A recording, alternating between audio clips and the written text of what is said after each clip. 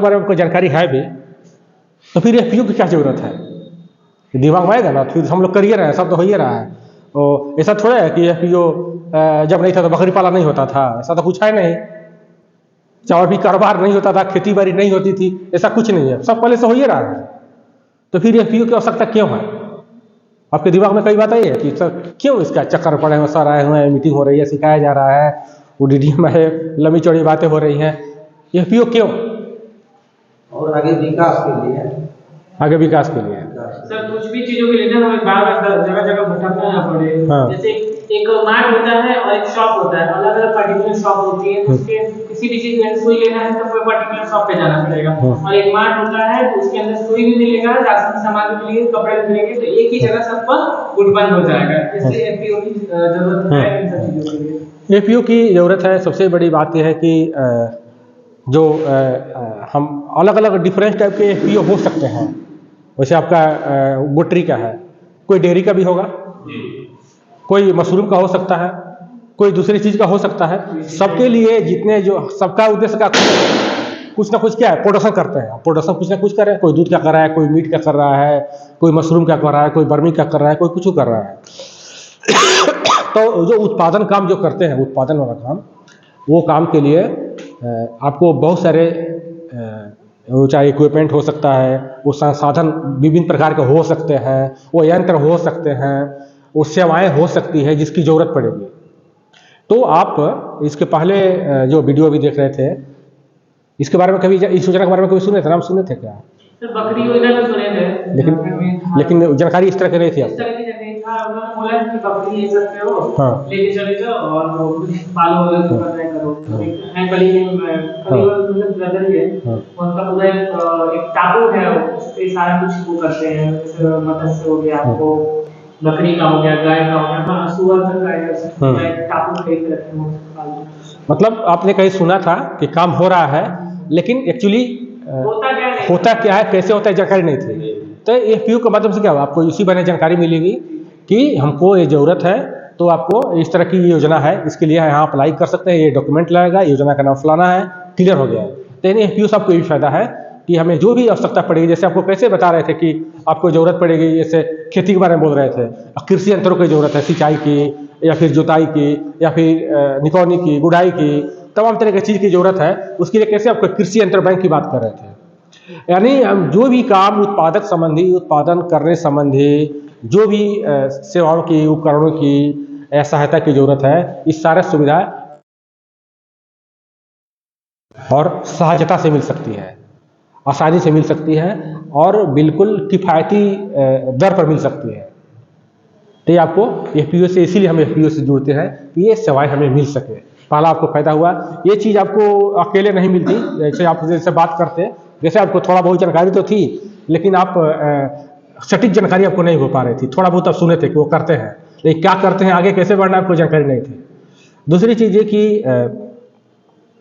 हमें एफपीओ से जुड़ते हैं तो हमें क्या है कि नॉर्मल हम बकरी का उत्पादन, दूध का उत्पादन तो कर ही रहे हैं, लेकिन वो हम कहाँ से खरीदेंगे? हम कौन बकरी खरीदें, कौन नस्ल की बकरी खरीदें, हम वो कहाँ मिलेगी? किसमें हमारे मिट्टी के लिए, हमारे जलवायु के लिए कौन बकरी ज़्यादा उपयुक्त है? दूध उत्पादन होगा, प्रोसेसिंग कैसे होगी, उसकी पैकेजिंग कैसे होगी, ब्रांडिंग कहाँ होगी, मार्केटिंग कैसे होगी? इस सारे सवालों का जवाब, इस सारी सुविधाएं आपको एफपीओ द्वारा मिल जाएगी। आप अकेले कर सकते हैं, प्रोसेसिंग यूनिट लगा सकते हैं, 16 बकरी है अपने, अकेले नहीं कर सकते हैं। पैकेजिंग के लिए ब्रांड लेना पड़ेगा, संभव नहीं है कि आप उतना पैसा लगा सकें। मार्केटिंग संभव नहीं है कि आप मार्केटिंग कर सकें। आप एक व्यक्ति सारा काम नहीं कर सकता है, इसके लिए हैंड्स की जरूरत पड़ेगी, और एफपीओ के पास हैंड्स है। अलग अलग वैरायटी के लोग हैं, कुछ कम पढ़े लिखे हैं, कुछ ज़्यादा पढ़े लिखे हैं, कुछ लिखने वाले हैं, कुछ पढ़ने वाले हैं, कुछ करने वाले हैं। तो यहाँ सब सुविधाएं मिल जाती हैं एफपीओ में। हर वैरायटी के लोग होते हैं, हर मानसिकता के लोग होते हैं, और हर तरह के उनमें हुनर आता है। तो इसका लाभ, जो काम अकेले जो नहीं हो सकता था, वो काम आपको एफपीओ के माध्यम से सुविधाएं मिल सकती हैं। इससे आप जीएसटी कराएंगे, या कि GST भरेंगे या फिर ब्रांडिंग करवाएंगे, कितना काम कीजिएगा। FPO में कहीं ब्रांड रहेगा चलेगा, एगो GST हो गया, सारा काम उस पर हो रहा है, आपको कुछ नहीं करना है, खाली बकरी पालन करते रहिए, सारा काम FPO को जिम्मे छोड़ दीजिए, ऑडिट के चक्कर मत पड़िए, FPO को जिम्मे छोड़ दीजिए, वो सब काम कर रहा है, आप मेन काम पर फोकस बकरी पालन पर कीजिए ना, समझ गए ना। तो किसान की बहुत सारी समस्याओं का समाधान एक ही छत के नीचे, एक ही मंच के नीचे, एक ही संगठन के छत्र छाया में हो जाता है, इसलिए हमें FPO से जोड़ना जरूरी है। ठीक है, क्लियर है। आपका क्लियर नहीं होगा तो बोलिएगा, आपका जो कंफ्यूजन रहता है बिना संकोच बोलिएगा, क्योंकि हम लोग क्या है ना, फिर कोई फायदा नहीं हो पाएगा, मन में कुछ बात रहेगी। भंडारण के बारे में आपको बता ही दिए कि आपको इस तरह के अगर शीतगृह की या पैकेजिंग की जरूरत होगी, ये सब कुछ सुविधा, अलग अलग सुविधा पैकेजिंग के लिए है। अब एक एक करके अभी केवल मुख्य रूप से केवल क्या क्या सुविधा हो सकती है वो बता रहे हैं। अब आगे चलकर एक एक चीज़ जब बात होगी हम लोग, जब केवल कारोबार की बात होगी तो आपको बताएंगे कहाँ हम लोग पैकेजिंग करेंगे, कैसे ब्रांडिंग करेंगे। उसके लिए गवर्नमेंट की एक चीज़ बोलिएगा तो उसमें दर्जन भर योजनाएं बता देंगे, ये योजना है, हम किस चीज़ करना है तो उसमें ये गवर्नमेंट की योजना है, स्टेट गवर्नमेंट की योजना है, इस डिपार्टमेंट की योजना है। लेकिन आपको कभी ये बता रहे हैं कि ये सुविधा FPO के साथ जोड़ने से आपको मिल सकती है या मिलेगी आगे चलकर। उन्होंने बताया कि बकरी मर जाती है बकरी, कुछ बता रहे थे 4 गो बकरी 3 बकरी मर गया बोल रहे थे क्या। अगर हमारा वो रहता पहले से बीमा अगर रहता, पैसा हमको मिलता ना, वो बकरी वाला पैसा तो मिल जाता। अगर गवर्नमेंट की योजना से कोई भी बकरी अगर लेते हैं तो पहले उसी में बीमा का पैसा भी शामिल रहता है क्या। तो हम किसी योजना के तहत जब भी लेते हैं तो हमेशा हमें ध्यान रखना होगा कि उसमें वो राशि उसमें शामिल हुई रहती है। आपको अनुदान जो आप देख रहे थे उसमें वो भी शामिल है। उसमें खाली बकरी का उसमें पैसा नहीं दिख रहा था, उसमें बकरी के रहने की व्यवस्था का भी पैसा था। उसमें वो आपका नाद का भी था, वो बाल्टी का भी था, वो रस्सी का भी था, उसके कुछ दाना पानी का भी पैसा था, सब पैसा था उसमें। तो ये हमें विपणन की व्यवस्था हो जाती है, रख रखाव की व्यवस्था भी आपको हो जाएगी, और साथ ही साथ जो बुनियादी और संरचनाओं के व्यवस्था भी हो जाएगा, FPO के माध्यम से हो जाएगा। जैसे मान लीजिए कि अभी हम 10-10 कुछ लोग हैं 10 बकरी रखे हैं, वो 10 बकरी रखे हैं, सब सक्षम नहीं है ना कि आप रख लें वो शेड बना सके, तो सब लोग सक्षम ना हो।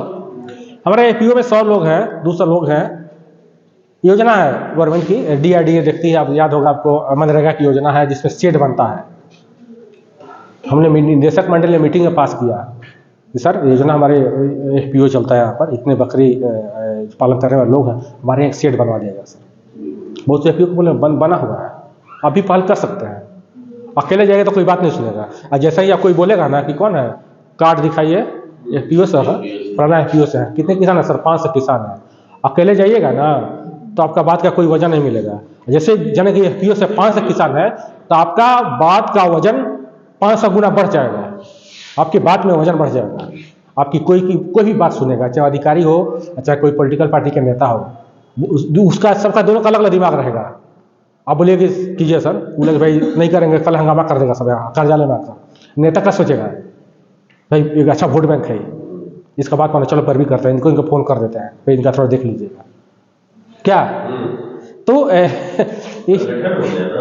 संगठन में शक्ति है, तो इसका ये लाभ आपको मिलेगा, यानी बीमा संबंधी भी मिलेगा, विपणन संबंधी मिलेगा, और भंडारण और पैकेजिंग ब्रांडिंग सब मिलेगा। उसके लिए अलग अलग चीज़ भी हम लोग ले सकते हैं, तकनीकी सेवाएं भी मिलेगी। जैसे अभी सर बात आ भी रहे थे आत्मा का नाम सुने आप लोग? आत्मा का कृषि प्रौद्योगिकी प्रबंध अभिकरण हर जिले में होता है। उनके पास फंड रहता है कि आप ऐसे किसान हो, कोई भी काम करते हो, चाहे वो डेयरी का हो, फिशरी का हो, गोटरी का हो, वेजिटेबल का हो, बर्मी का हो, या किसी उद्यानिक पौधे का उत्पादन करते हो, कुछ भी करते हो, तो ऐसे लोगों को ट्रेनिंग करना होता है। वो लोग भी खोजते हैं लोगों को, और आप जाकर अभी आपको केवल प्रबंधन की बातें यहाँ होगी, FPO चलाने कैसे हैं, रिपोर्टिंग कैसे करनी है, कौन कौन सी योजनाएं हैं, लेकिन उससे तकनीकी जानकारी आपको नहीं मिल रही है कि बकरी को खिलाने कैसे हैं, कौन कौन से रोग उसके होते हैं, नस्ल संवर्धन क्या चीज़ होती है। साथ ही साथ बकरी में अभी जो मृत्यु दर बहुत ज़्यादा हो गई, क्यों हो गई है, कृत्रिम गर्भाधान क्या है, ये तमाम तरह की चीज़ की जानकारी, जो तकनीकी जानकारी है, वो FPO के माध्यम से आपको मिल जाएगी। आप लेटर CO देंगे कि हमारे यहाँ 30 लोग हैं जो बकरी पालन का काम करते हैं और उनको ट्रेनिंग की ज़रूरत है। कहाँ? तो मथुरा जाएंगे, राष्ट्रीय बकरी अनुसंधान केंद्र में जाएंगे। कहाँ जाएंगे? तो पटना जाएंगे। कहाँ जाएंगे? राष्ट्रीय सहकारी संस्थान वहाँ जाएंगे। कहाँ जाएंगे? या तो लखनऊ जाएंगे। कहाँ जाएंगे? या तो आपको केंद्रीय कृषि विश्वविद्यालय पूछा जाएगा। वो व्यवस्था आपको कर सकते हैं। अकेले जाइएगा, अकेले का व्यवस्था नहीं है, लेकिन 30 के एक बैच जाता है, उसकी व्यवस्था हो सकती है। यानी जो तकनीकी सेवाएं सुविधाएं जो हैं वो मिल जाएगी, अकेले नहीं हो सकता है। आप अकेले जाइए सर जिला कृषि पशुपालन पदाधिकारी के पास कि सर थोड़ा सा हमारा गाय बकरी का तबीयत खराब हो गया है, नहीं है ना। हमारे क्षेत्र में, उस क्षेत्र में 50 किसान हैं, बकरी पालन करते हैं, बीमारी फैल रही है, उनको टीकाकरण करवाने हैं, भेजना है, उनको भेजते हैं, उनका भी हाँ FPO का काम किया है। चूँकि गवर्नमेंट के जो योजनाएं है, स्कीम जिला में, हर जिला में एक कमेटी बनी हुई है DM के अध्यक्षता में। वो DM के अध्यक्षता में एक कमेटी बनी हुई है, वो DM अध्यक्ष है, DDC उपाध्यक्ष है, और जितना जिला स्तर के जितने पदाधिकारी हैं कृषि राइट सेक्टर के, वो सभी लोग उसके सदस्य हैं। वो क्या करते हैं? तो जिले में FPO के उन्नयन से, उसके संगठन को सुदृढ़ करने के लिए, उनके कारोबार को बढ़ाने के लिए वो जिम्मेदार संगठन है, वो समिति है। वो उस समिति में इस सारी बातें होती है, चर्चा होती है। तो उसमें 2 FPO के सदस्य भी होते हैं। वो पता नहीं, आप भी प्रयास कीजिएगा, DDM को बोलिएगा कि हमारे FPO के किसी का नाम भी को डलवा दिया जाए सर उसमें किसी, ताकि आपको नए नए हो क्या रहे हैं उसी बारे में थोड़ा सा परिचय उर्चय भी होता रहेगा, तो वो सुविधा आपको मिलेगी। साथ ही साथ आपको नेटवर्क सेवाएं के मेरा मतलब ये है कि डिफरेंट टाइप के लोग अलग अलग क्षेत्र में काम करते हैं बकरी पालन के क्षेत्र में, या हम केवल बकरी आपका मुख्य फोकस इसलिए बोल रहे हैं, कृषि एलाइड सेक्टर में जो डिफरेंट टाइप का जो काम होता है वो सब के लिए कुछ सरकारी एजेंसियां हैं, कुछ गैर सरकारी एजेंसियां हैं, कुछ विश्वविद्यालय है, कुछ वो कृषि विज्ञान केंद्र हैं, यानी वहाँ आप जुड़ते हैं FPO के माध्यम से। तो क्या होता है कि सभी लोग को उद्देश्य वही है, आपको आगे बढ़ाना। वो चाहे NABARD हो, वो चाहे कृषि विज्ञान केंद्र हो, चाहे आत्मा हो, चाहे केंद्रीय कृषि विश्वविद्यालय हो, चाहे गवर्नमेंट का पशुपालन विभाग हो, सबका उद्देश्य वही है, आपको आगे बढ़ाना, किसानों को आगे बढ़ाना या कृषि एलाइड सेक्टर को आगे बढ़ाना। जब उद्देश्य वही है तो आप तो आगे बढ़िए कि हमको चाहिए सहायता, वो हमको मार्गदर्शन चाहिए, हमको तकनीकी सहायता चाहिए, हमको विपणन में मदद चाहिए, वो देंगे। और वो एक आदमी के लिए नहीं होगा, लेकिन आप जब समूह के रूप में संगठित होते हैं तो उनको भी देना आसान हो जाएगा और फिर आपको भी सेवा मिलना आसान हो जाएगा। तो FPO से जुड़ने से ये फायदे हैं। साथ ही साथ आपको नवोन्मेष को, नई नई तकनीक क्या आ रही है, नई नई टेक्नोलॉजी आ रही है, हर क्षेत्र में आप जानते भी होंगे तकनीकी का ज़माना है, बकरी पालन क्षेत्र में भी बहुत सारी तकनीक है।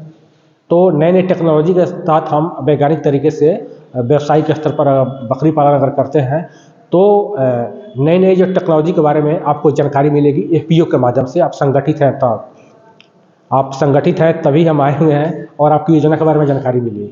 और साथ ही साथ आप जब बाहर जाते हैं, आप जिस क्षेत्र में आप काम करते हो, एक आप इस स्थिति में जहाँ अभी आप पहुँचे हुए हैं, तो जहाँ तक आप पढ़े लिखे हैं, आपने आपके जो समकक्ष लोग हैं, जिस आबो हवा में आप रहते हैं, वहाँ तक उसके बनिस्पत आप यहाँ पहुँचे हुए हैं। लेकिन देश दुनिया में तो बहुत कुछ हो रहा है, तो क्या हो रहा है, कैसे हो रहा है, कैसे लोग आगे बढ़ रहे हैं, वो तमाम तरह की हर चीज़ में जो नए नए इनोवेशन हो रहा है, तो इनोवेशन की जानकारी आपको मिलेगी FPO के माध्यम से। आप देश दुनिया में बहुत सारे संस्थान हैं जो ट्रेनिंग कराते हैं और मार्गदर्शन कराते हैं, और साथ ही साथ हर तरह की क्षमता वर्धन आपको करते हैं, ताकि आप जिस क्षेत्र में काम कर, जिस भी एक्टिविटी में हो, डेयरी हो, फिशरी हो, गोट्री फेक्ट्री, कुछ भी हो, उसमें आप आगे बढ़ सकें।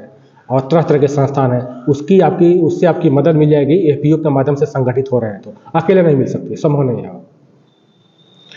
तो आपको मतलब नवीनीकरण जो हो रहा है, जो नया इनोवेशन हो रहा है, नेटवर्क सेवाएं भी मिल रही हैं, तकनीकी सेवाएं भी आपको मिल रही हैं, और बीमा सेवाएं भी आपको इसके माध्यम से मिल रही है। साथ ही साथ आपको जो आधारभूत संरचना जो बोल रहे थे, सीड रोड की बात बोल रहे थे, वो भी आपको इसके चलते आसान है। और साथ ही साथ और भी योजना है, हम केवल आपको उदाहरण के रूप में केवल आपको बताएं, वो मनरेगा का सेट आपको बताए थे, उदाहरण के रूप में बताए थे, ऐसा कुछ नहीं है, केवल वही है। जैसे एक गवर्नमेंट की योजना है AIF मतलब एग्रीकल्चर इंफ्रास्ट्रक्चर फंड बोलते हैं, कृषि आधारभूत संरचना निधि बोलते हैं। उसके अंतर्गत आप ग्रामीण क्षेत्रों में जो आधारभूत संरचनाओं के निर्माण कर रहे हैं, कुछ भी पक्का चीज़ बनाना हो, अस्थायी चीज़ बनाना हो, वो चाहे शेड के रूप में हो सकता है, वो चाहे आपका बकरी के दूध के प्रोसेसिंग यूनिट में पक्का कुछ भी निर्माण हो रहा हो, वो करना है, कोई दम लगवाने हैं, वो तमाम तरह के कार्य के लिए आप AIF के तहत ही भारत सरकार की योजना है, उसके अंतर्गत आप अप्लाई कर सकते हैं। और उसमें FPO के लिए भी सुविधा है कि 2 करोड़ तक के लोन की आपके जो लोन लिए हुए उसकी गारंटी वो भारत सरकार लेती है आपके। ऐसे आपका FPO ना, इससे आप ही जाएंगे बैंक में, कभी लोन कभी लेने जाते हैं, देखते होंगे कि बैंक वाला क्या कहता है, कुछ कोलेटरल जमा कीजिए, मतलब उसके बदले में कुछ पैसा क्या दे रहे हैं, कुछ संस्कृति राशि कुछ दीजिएगा हमको ना। तो संभव नहीं कि सबके पास हो। बहुत लोग दिया भाई, जब मेरे पास रहते हैं तो फिर लोन लेके आते हैं भाई जी हम। FPO भी नया है, लेकिन गवर्नमेंट देखती है कि नहीं नया FPO है, अभी इसको खड़ा करना है, सपोर्ट करना है, अभी इसको पूंजी की जरूरत है, वो ऋण के अनुदान की जरूरत है, एक पैसा उतना कहाँ से लाएंगे। तो आपकी गारंटी, आपके बदले वो गारंटी क्रेडिट गारंटी स्कीम है, इसके तहत वो गारंटी लेती है गवर्नमेंट, आपकी लेती है भारत सरकार। और साथ ही साथ वो क्या करती है कि कुछ भारत सरकार ने 23 गो बैंकों से समझौता किया हुआ है कि आपको FPO को सस्ते ब्याज दर पर लोन देने हैं। लोन का भी रेट क्या है, कुछ आइडिया है कि कैसे लोन, बैंक कैसे लोन देते हैं? कार्य 13% देते हैं, ठीक है, 13% लेते हैं। तो गवर्नमेंट ने क्या किया, AIF ने क्या किया कि 23 गो बैंक को समझौता किया, बोला कि आप किसान जो संगठन है, किसान संगठन में एपेक्स भी आता है, एपेक्स भी हो सकता है, आप हो सकता है, तो ऐसे लोगों को AIF के तहत आप 7% ब्याज दर पर लोन दीजिए उनको, जो कि बैंक भी तो बिजनेस किया, आपके जैसे वही तो बिजनेस ना किया है, वो आपको लोन देता है।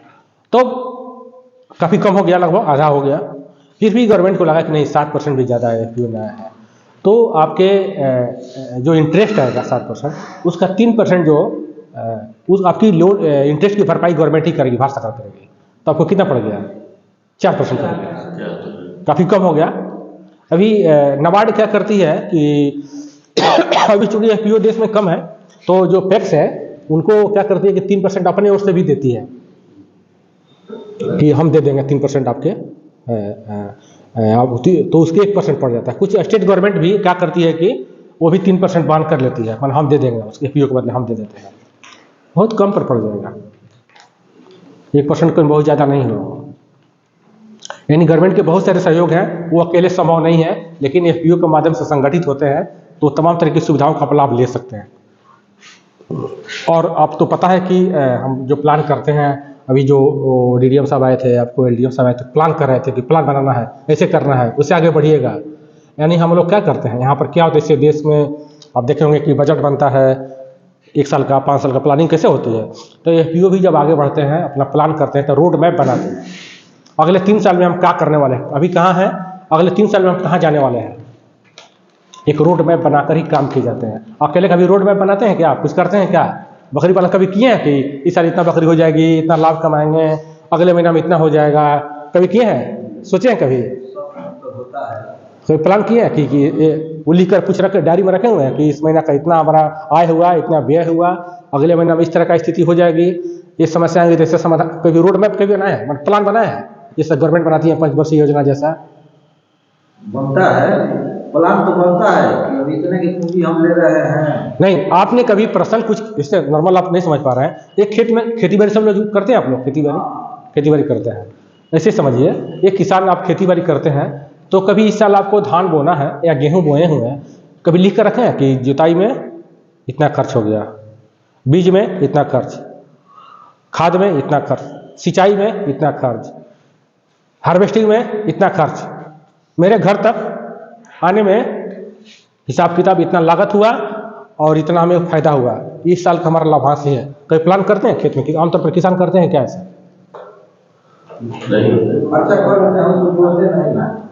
यानी हमारी खेती बाड़ी हमारी नीति बन गई है, लाभ हमको कोई मतलब नहीं है, लाभ से कोई मतलब नहीं है, हम नॉर्मली ऐसे ही काम कर रहे हैं, चलो हम लोग का पैसा हमारा है, घाट धान आए 2000 फिर करेंगे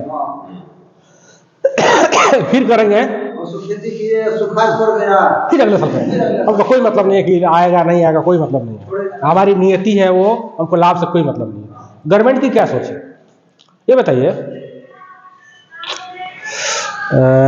मेरे दादाजी के मेरे दादाजी के पास 5 बीघा खेत, 5 बीघा खेत था।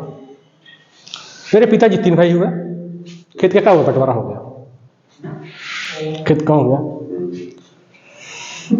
फिर 3 भाई के 3 लड़के, खेत छोटा हो गया, ठीक है। इस एक और चीज हुआ, तब हमारे दादाजी हल बैल से खेती बाड़ी करते थे, पिताजी जैसे तैसे कीजिए। और हमारे गांव से घर से हल बैल गायब। आपके गांव में है क्या हल बैल? गायब हो गए हैं? गायब हो गए है, जोतने वाला भी नहीं। हाँ खत्म, हल बैल गायब। हमारी जोत भी सीमित हो गए, हमारी निर्भरता कृषि यंत्रों पर बढ़ गई, ठीक है। एक बात और हुआ इस पूरे अंतराल में, कुछ चीज और हुआ। तो हमारे दादाजी, वो पंखा उनके घर में नहीं था, मोबाइल नहीं चलाते थे, वो 4 व्हीलर 2 व्हीलर से नहीं चलती थी, उनके घर में लैपटॉप नहीं था, मोबाइल नहीं था, आवश्यकताएं सीमित थी, तो उनका काम चल गया, पिताजी का काम चल गया। आज की जो जनरेशन है, काम चलेगा? नहीं चलेगा। यानी हमारी जो कृषि जोत भी कम हो गए, हमारी आवश्यकताएं बढ़ गई। अगर आमदनी नहीं बढ़ेगी, हम सर्वाइव कर पाएंगे क्या? जी पाएंगे?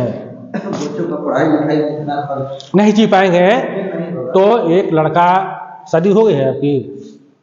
शादी नहीं है आपकी, हो गई है? दोनों की शादी नहीं है? होने वाली है। तो होने वाली है। तो एक दिमाग में रहता है गार्जियन का कि लड़का पढ़ाई लिखाई किया, अब चलो शादी हो गई, अब कुछ काम करो भाई, तुम्हारा परिवार हो गया, संभालो। तो संभालो, तो लड़का पढ़ा लिखा, आगे अब काम करने की बात है, बात सही समझ में उसका आया, तो आगे अगल बगल चारों ओर देखता है कि क्या काम करें, कौन सा रोजगार मिले, पैसा कमाएं। यहाँ रोजगार का अवसर नहीं है। वो क्या करता है, मजबूरी में बाहर जाता है, दिल्ली गया, मुंबई गया, बाहर गया। यही हमारे क्षेत्र का डुमराव का नौजवान जाकर दिल्ली में आलीशान इमारतें बनाया, मुंबई में लंबी चौड़ी सड़कें बनाया, अपनी पूरी जवानी को वहाँ खपाया। और जब कोरोना काल आया, कंपनी वाले ने क्या किया, लाइट कंपनी बंद, रूम वाला कहा बाहर चलो, किराना वाला ने किराना बंद कर दिया, लाइट वाला लाइट काट दिया, चलो बग घर जाओ। जिसने पूरी जवानी खपा दिया, उसको विपत्ति काल में क्या हटा दिया वहां से, चलो भागो। लोग रोते, मरते, पिटते, लुढ़कते। 2000 किलोमीटर से घर है कि नहीं? आपके यहाँ नहीं हुआ क्या ऐसा? हुआ कि नहीं? हुआ। बाहर से लोग पैदल हाँ। पैसा नहीं था, हम लोग सोच भी नहीं सकते थे, पैसा था भी तभी तो कैसे आएगा, गाड़ी चलेगी क्या? यानी जिसने पूरी जवानी खपा दिया, विपत्ति काल में वो साथ नहीं आया, गांव ही याद आया। ऐसे स्थिति में क्या हुआ कि हमारे देश में आप देखे होंगे कि कभी बिहार के लोग भैया कहे जाते हैं, मुंबई में पीटे जाते हैं, कभी कश्मीर में मर्डर हो जाता है, कभी दूसरे प्रदेशों में, तमिलनाडु में कुछ घटनाएं घट जाती है, हमेशा मारे जाते हैं, पीटे जाते हैं। अच्छा, जैसे गवर्नमेंट की सोच है, ये सामाजिक पैमाने से पैदा होता है, देश की एकता के लिए, अखंडता के लिए, और ये सही बात नहीं है। तो क्यों ना ये जो आबादी है, युवा आबादी, इसको यहीं पर रोक लिया जाए, गांव में रोका जाए, और उसको जिस चीज़ की जरूरत है, उसको क्षमता वर्धन की जरूरत है, उसको प्रशिक्षण की जरूरत है, उसको वित्त पोषण की जरूरत है, उसको यहीं गांव में उपलब्ध कराया जाए। एक बात हमारे दिमाग में रहता है ना कि वो दिमाग में हम लोग इस खासकर पूर्वी यूपी के, इधर बिहार क्षेत्र के, इधर बंगाल के लोगों को दिमाग में रहता है कि गार्जियन क्या कि बेटा पढ़ो लिखो, डॉक्टर बनो, इंजीनियर बनो, कमाओ, सर्विस सीकर की भावना रहती है। और गवर्नमेंट की सोच है कि नहीं, ऐसा दिमाग में अपने लोगों को हटाना है युवाओं में कि ऐसा काम करे कि सर्विस सीकर ना बनकर सर्विस प्रोवाइडर बन जाए, अपने भी कमाए और दूसरे को रोजगार भी दे सके। समझ गए? तो ये भावना एफपीओ के रूप में हमारे यहाँ है, अवसर है क्या? कहीं अवसर है, कोई खनन है नहीं यहाँ पर, कृषि में मुख्य रूप से है, कृषि और लाइट सेक्टर में महत्वपूर्ण क्षेत्र है। तो क्यों ना हम लोग एफपीओ के रूप में संगठित होकर उस सारे काम करें, कारोबार करें जिसमें हमें यहाँ पर संभावना बनती है। इसलिए एफपीओ के रूप में संगठित होना जरूरी है। दूसरी चीज, हमारी आवश्यकताएं जब बहुत ज़्यादा बढ़ गई है, तो आवश्यकताओं को पूरा करने के लिए बाहर जाकर मारपीट खाने से और मर्डर होने से बढ़िया है कि एफपीओ के रूप में संगठित होकर यहीं पर कारोबार किया जाए, उद्यम लगाया जाए, अपने भी लाभ। कौन ऐसा व्यक्ति है जो अपने परिवार से दूर रहकर कमाना रहना चाहता, बताइए कोई है क्या ऐसा व्यक्ति? 2 पैसा कम मिलेगा तो नहीं चाहता रहे, बहुत मजबूरी में लोग जाते हैं। तो एफपीओ के रूप में संगठित होकर आप यहीं पर उद्यम भी लगा सकते हैं, अपने हुनर के अपने क्षेत्र को लोगों को लाभ भी दिला सकते हैं, अपने भी आगे बढ़ सकते हैं और दूसरों को भी आगे बढ़ा सकते हैं। वो अकेले संभव नहीं है, इसलिए कि गवर्नमेंट की अभी भारत सरकार की दर्जनों योजनाएं एफपीओ के लिए चल रही है, स्टेट गवर्नमेंट की भी दर्जनों योजनाएं चल रही है और आपके ऊपर डिपेंड करता है कि आप अपने एफपीओ को कितना आगे बढ़ाना चाहते हैं, आप कितना हाथ पैर मारना चाहते हैं, अपने जीवन में कितना कमाना चाहते हैं और साथ ही साथ लोगों को कितना भला करना चाहते हैं और क्षेत्र का कितना विकास करना चाहते हैं। इस सारा मंच एफपीओ के माध्यम से संभव है, वो अकेले संभव नहीं है। इसीलिए हमें एफपीओ का शेयरधारक बनना जरूरी है, इसीलिए हमें एफपीओ के रूप में संगठित होना जरूरी है। वो चाहे वो किसी चीज़ का वैज्ञानिक तरीके से उत्पादन हो या प्रशिक्षण हो या वित्त पोषण हो या मार्गदर्शन हो या पैकेजिंग हो या ब्रांडिंग हो या मार्केटिंग हो या तमाम तरह के जो भी ये सारे काम करने हो जिससे हमें आमदनी बढ़े, जिससे हमारी इनकम जनरेट हो सके, जिससे हमारा परिवार का लोगों का जीवन स्तर ऊंचा उठ सके, उस तमाम तरह के कार्य करने के लिए अभी बहुत ही सुनहरा मंच के रूप में इसको देखा गया है, एफपीओ को देखा गया है, यानी किसान उत्पाद संगठन के रूप में सरकार द्वारा चिन्हित किया गया है कि यही एक रास्ता है जिसके बनिस्पत वो हमारा समाज, हमारा ग्रामीण समुदाय, कोई भी हमेशा ध्यान रखिएगा कि दिल्ली मुंबई के आगे बढ़ने से ये देश का भी विकसित राष्ट्र नहीं बनने वाला है। जब मेरे गांव के में पैसा नहीं आएगा, समझ गए ना, जब तक यहाँ पैसा नहीं आएगा, जब तक हर हाथ को हुनरमंद हर हाथ नहीं बनेगा, हर दिमाग जब तक कौशल युक्त नहीं होगा, देश का विकसित राष्ट्र नहीं बनेगा। और एफपीओ जमीन से जुड़ा एक संगठन है और यहाँ आकर आप उस सारे काम कर सकते हैं, अपने सपनों को पूरा कर सकते हैं, अपने कारोबार को आगे बढ़ा सकते हैं, उद्यम लगा सकते हैं, दूसरों को रोजगार दे सकते हैं। इसीलिए हमें एफपीओ के रूप में संगठित होना जरूरी है। क्या क्लोज कीजिए आप।